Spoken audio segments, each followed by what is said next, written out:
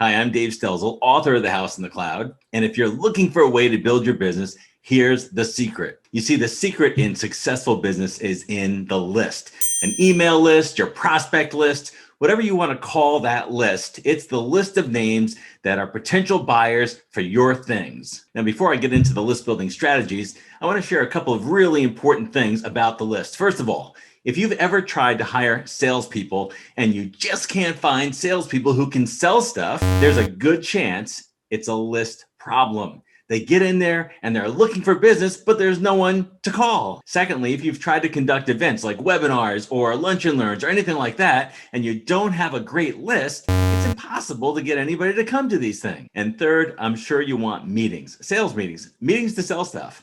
If you don't have a great list, it's hard to set meetings. Now, all that might seem obvious. What's not obvious is what's a good list? What does a good list look like? So in order to get motivated to build your list, one of the first things you want to do is take a look at your existing list. How many names are on it? Are these valid names? Do they know they're on your list? And where is this list? So let's take a look at what a good list looks like. I remember when I started my business, somebody handed me 100 names to start my business. And you know what? Those people didn't know they were on my list. I had 100 names to call on, all potential buyers. They were the right profile, but they had no idea who I was, and they didn't know they were on my list. So when I started contacting them, the first thing they wanted to know is, how'd you get my name? And you know what? I didn't have a good answer because I couldn't tell them that this person gave me the list because nobody wants their name given to somebody else. So a good list is a lot of names of people who know they're on your list. Now, let's talk about size for a moment. Size matters. And when I first started my business, I had 100 names and I thought, wow, I got 100 names. But 100 names is not a lot. Just to get one single meeting, I have to have 1% of my list respond. And you know what? Response rates are low. In fact, if you've sent email blasts out, you know that getting 10 or 15% to respond just to the email, opening it, is a pretty good number. If 15 people open my email, what percentage of those people will actually do something with it or click on something or accept a meeting? If 10% opened my email, I would need 10% of those people to respond just for one meeting. And chances of that one person in one meeting buying is small. A good list is one that is growing, that where you're adding hundreds of names every month, maybe even thousands. And if you look at your list today and you find that you've got several hundred and not thousands and not many thousands, your list is too small. The other problem is, are people being added to it, or have these names been on your list for years? If they've been on your list for years, chances are they don't know they're on your list. And if you're not contacting your list on a regular basis, they have no idea who you are. So if you want successful salespeople, you want to set meetings, you want to run events, you want to do anything electronically, like send email, you need a list, and you need thousands of people to be on that list, and you need people being added to that list, and you also need people who are unsubscribing from that list. In other words, those who are not really qualified prospects should be leaving your list because you're contacting them and they're going, I don't really care about this. I don't really care about your business. I don't need any of this. And so they drop off. And you know what? That's fine when hundreds of other people are being added to your list who are potential buyers. Now, the question is, how do I build such a list? And there are 3 ways to build a list, but only one that really works. So number 1, you can buy or be given a bunch of names, just like I was. Somebody handed me 100 names, or I could have gone out and I could have purchased thousands of names. But those people do not want to hear from me. And when they get my email, they're going to unsubscribe or ignore me or get mad. No matter which of those they do, none of them are good. The point is, I might sell to some of them, but warming up a cold list takes a lot of time, a lot of money, and a lot of creativity. Number 2, I might have referrals. Referrals are great. I love referrals. However, referrals are small. How many referrals can you get in a given month? You're not going to add hundreds of names to your list through referrals. So if you get a referral, pursue it, put it in the list, call on them, try to sell them something, but it's not enough. The third way is to get people to opt in to your list. And that's where I want to focus today. How do I get people to opt into my list on a regular basis so I can add hundreds of names every month so that people can unsubscribe, and so the people who are on my list know they're on my list, and when they receive my email, even if they're not interested today, it's not unexpected, and over time, I can warm them up, and perhaps they will take a meeting, and if my message is good, my product's good, I may be able to make the sale. So here's how it's done. Your prospects are online somewhere. I don't know where they are, but they are somewhere. And your job is to find them. Are they hanging out somewhere in different types of chat groups or social media or whatever it is? They might be on Instagram. They might be on Facebook. They might be on YouTube. They might be somewhere. But wherever your prospects are, that's where you want to go. Now, the first thing you need is someplace to collect these names.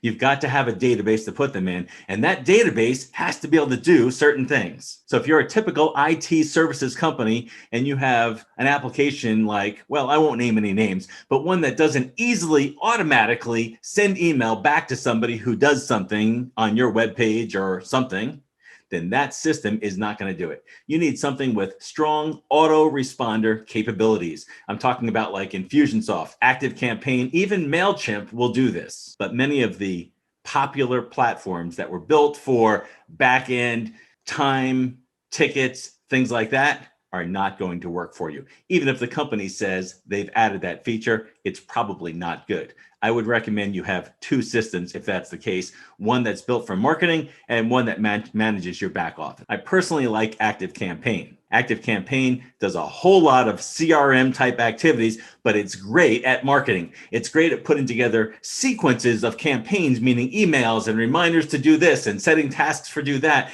and a way to track somebody through an entire process. Now, where does that come into play? It comes into play when a prospect is ready to join your list. So how does that happen? Well, I need a lead magnet. Call it whatever you want, clickbait, some free giveaway, something that somebody would pay money for, that they would want, that really does have value, that they can download. Now, it can't be something that's easily gotten online for free without any opt-in. In other words, an article that you wrote or some quick bullet list of things, probably not that interesting. But if you have some kind of tool, some kind of calculator, some kind of guide, even an ebook that looks like it would be worth paying for online in, say, a Kindle version or something, can be given away as a PDF. I personally have used a risk assessment template for years to do this.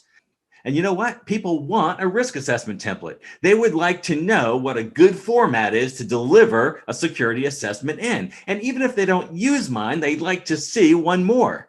And so they download it. And you know what? It is worth something. I have used it to close hundreds of thousands of dollars of business using risk assessments. So people want that.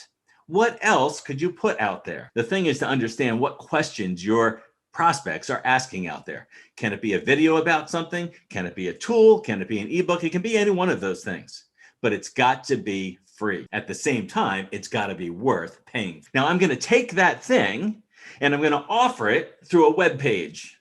Not on your website, though, because there's too many other distracting things on your web page. I want something that looks like a web page, but has nothing to do on it except enter a name and email address to get that thing. And that is a landing page. And I like to use a landing page that's separate from my website. In fact, I use a product called ClickFunnels.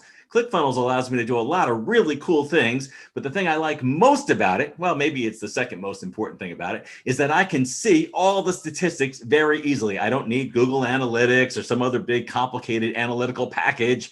I can simply look at the stats on my funnel application for this particular page. I can even A/B split test in ClickFunnels simply by creating a second landing page.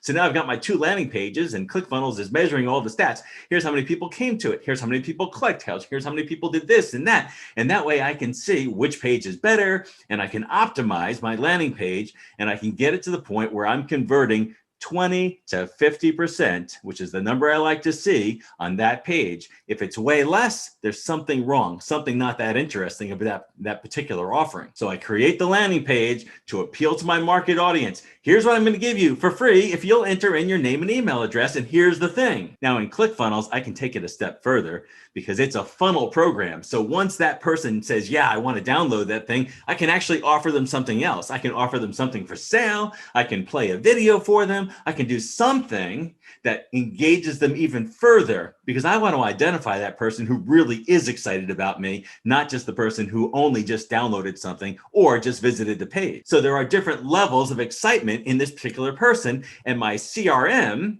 is going to measure that. So I'm going to connect my CRM, my Activecampaign, with my ClickFunnels so that I know what that person who came to that page did and how far they went. And now I know how to follow up. Now, here's the really cool thing about Activecampaign and other sophisticated email responders, all this can happen automatically. As soon as that person downloads that thing, I'm going to send them a sequence of emails to further encourage them to want to meet with me. And at some point, I'm either going to make a phone call or send a personal email or do something, even present a calendar link to that person to get a meeting. But since I have their name and their email address, if they say no now, as long as they allow me to continue to email them over the course of the next many months, even years, I have an opportunity to automatically market to that person in an ongoing manner. And if I add hundreds and hundreds of people, even thousands in a single month to my database through my landing page or landing pages, I can start to grow that list exponentially. And in an automated way, market to them through email and other things, and then pull out, segment out, draw out those people who really are interested in having a conversation with me. I mean, a sales call. And at this point, the salesperson enters. They're not out there making millions of phone calls to people who don't care. They're out there making calls and emails to people who have expressed interest and have expressed enough interest to demand my limited amount of time that I have over the course of a week to find a prospect who's ready to talk business. Now, do you need to pay for ads? You will see people out there on YouTube and coaches and other people advertising, build your list for free. Well, I got news for you. It doesn't really work. It does work for people who have thousands and thousands of subscribers to their YouTube channel or to their podcast or whatever it is, and they've got a brand name already. But for the new person, it doesn't really work. What you really do have to do is start to build your list with contacts that you have within places like LinkedIn or followers already in Facebook. And if you don't have any of those, then you need to pay for some ads. And those paid ads could be in YouTube or Facebook or Instagram or one of the other platforms that your people are hanging out in. And you don't have to spend a fortune. You just have to start building. And the more you build, the more momentum kicks in. And as it does kick in, your list will grow faster. But don't buy into those who say it's free. It's not free. It takes some time. It takes some creativity, and it takes a little bit of money to advertise your lead magnet, to get people pulled in, to get them responding, to get them on your list. But that is how you build a list. And as you build your list into thousands, tens of thousands, even hundreds of thousands, you will find it is so much easier to get meetings, do events, run webinars, or do just about anything, because now you only need a small percentage of your list to respond.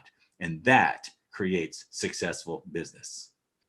Don't forget to like this video if it's helpful, and we'll look forward to putting more videos out there to help you build your business. Again, I'm Dave Stelzel, author of The House in the Cloud, and helping you build lists.